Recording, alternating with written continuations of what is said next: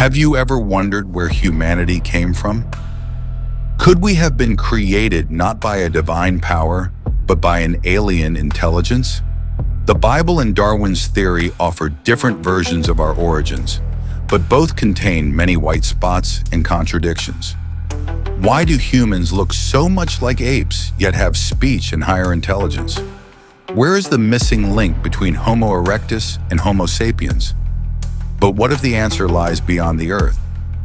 In Soviet times, science fiction writers made bold hypotheses that our creators could have come from other planets.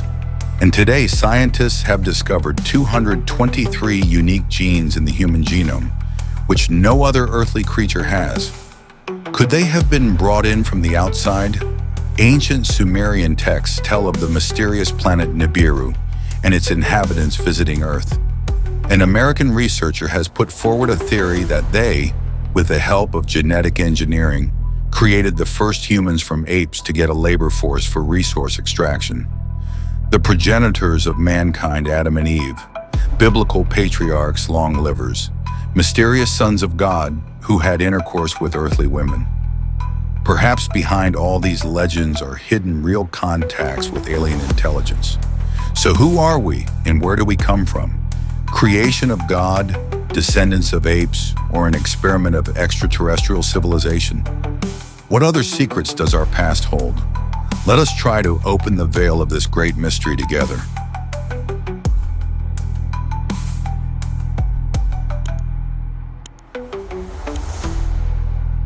One of the most unsolvable mysteries of the universe is how humans came to be. Science and religion still can't agree on this. But maybe the answer lies somewhere in between. Unlike the Bible, the Darwinian theory accepted by the modern scientific community insists that the forefather of the human race is a monkey. It should be noted that even during the lifetime of Charles Darwin, his teachings were perceived extremely ambiguously. And since its formation, it has been treated only as a hypothesis and not at all as a proven scientific fact. There are too many ambiguities in evolutionary theory. For example, for what reason can a human being who has several features similar to those of an ape, organ structure, breastfeeding, etc., yet can speak and has a higher intelligence? And most importantly, in Darwin's theory, there is no intermediate stage between the upright man, Homo erectus, and the intelligent man, Homo sapiens. That said, the version of human origins presented in the Bible also does not fully meet scientific research conclusions. God created man in his own image. But why then does Homo sapiens share so much in common with animals? The same chimpanzees? All these unresolved issues are still a big mystery for the scientific community, causing a lot of interpretations and assumptions. Interesting fact, even in the Soviet Union, where Darwin's theory was considered an immutable truth, there were those who disagreed with it. But such daredevils were only fiction writers. So Kazantsev in the novel Phaeton offered the most curious hypothesis of the emergence of mankind on the planet while applying confirmed scientific data.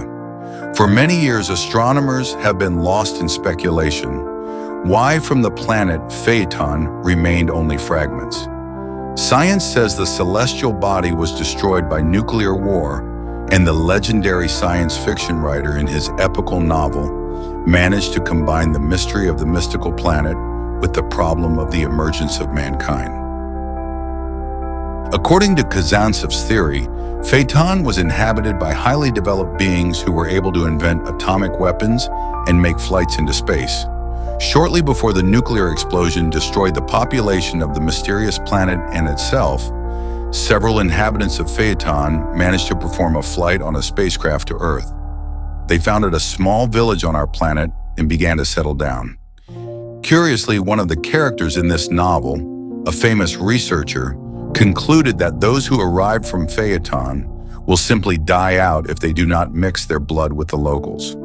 For this reason, the scientists decided to join the tribe of apes, soon leading it and becoming the ancestor of the Phaeton's, whose genes were crossed with those of Earth.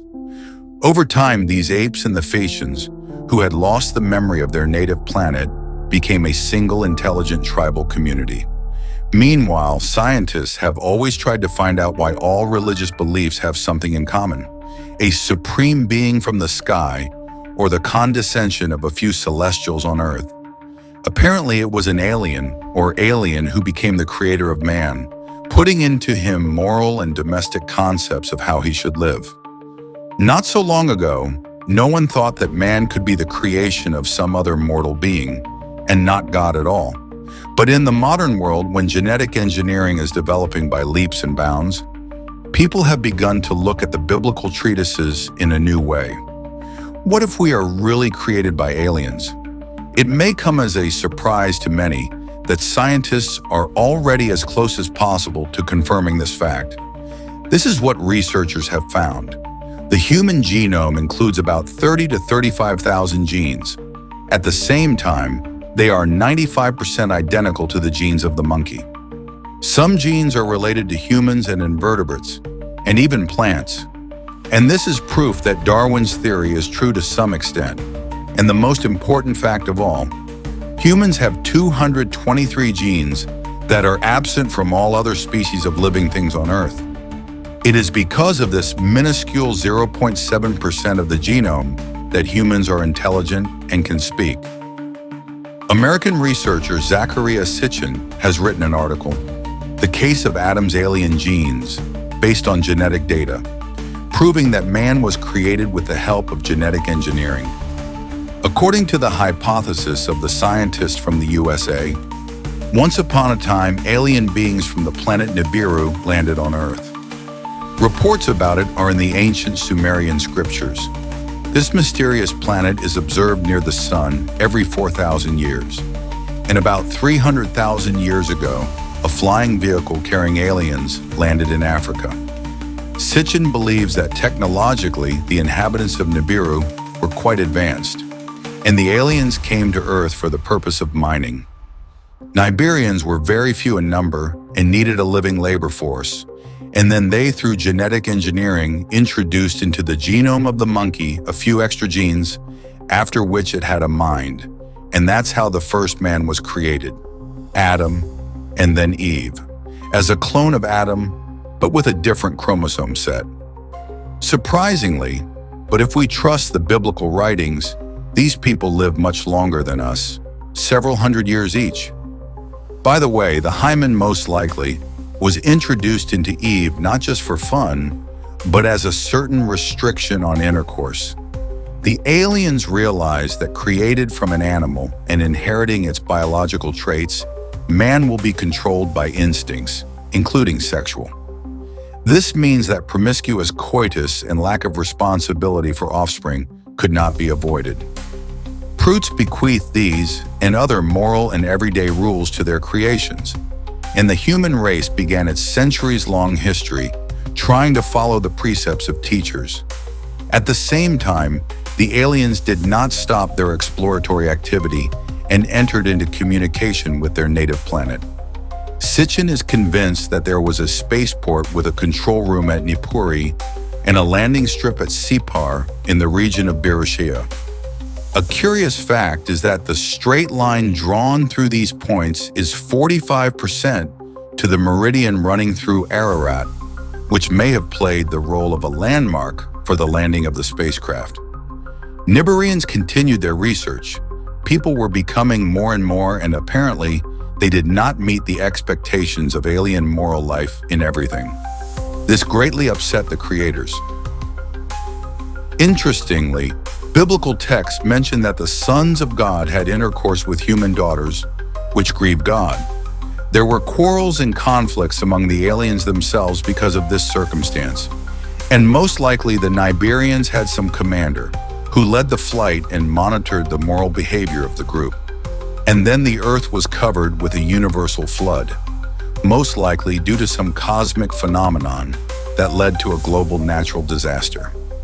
Aliens knew about this event in advance, but they told about it only one person, righteous Noah, thus having punished future Noah's clan, henceforth to avoid repetition of cataclysm to live righteously, having been saved on the legendary ark.